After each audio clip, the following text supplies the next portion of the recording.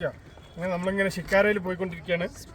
ദാൽ തടാകത്തിലെ ഷിക്കാരയിൽ നമ്മൾ ഇന്നലെ രാത്രി ബോട്ടിൽ സ്പെൻഡ് ചെയ്ത് ഇന്ന് രാവിലെ നമ്മൾ അതൊക്കെ കഴിഞ്ഞു. ഷിക്കാരയിലൂടെ നമ്മളിങ്ങനെ അക്കരയൊക്കെ പോയിക്കൊണ്ടിരിക്കുക. നമ്മളെ വണ്ടി ടെമ്പോ ട്രാവലർ വന്ന് കിടക്കുന്നുണ്ട്. ഇനി നമ്മൾ അടുത്ത സ്ഥലങ്ങളിലേക്ക് ഇങ്ങനെ പാസ് ചെയ്തുകൊണ്ടിരിക്കുകയാണ്. നമ്മൾ ദാൽ തടാകത്തിലെ മുഴുവൻ പരിപാടികളും കഴിഞ്ഞു. നല്ലൊരു അനുഭവമാണ് ദാൽ തടാകത്തിലുള്ളത്. വളരെ സുന്ദരമായ കാഴ്ചകളുടെ പർദീസകൾ തന്നെയാണ് ഈ ദാൽ തടാകം നമുക്ക് നൽകുന്നത്. എന്തൊരു ഭംഗിയാണ്, എന്തൊരു നല്ല മനുഷ്യരാണ്, സ്നേഹമുള്ള മനുഷ്യർ, ഫ്രണ്ട്ലി ആയ മനുഷ്യർ. കുറേ ആളുകൾക്ക് മലയാളം അറിയാം.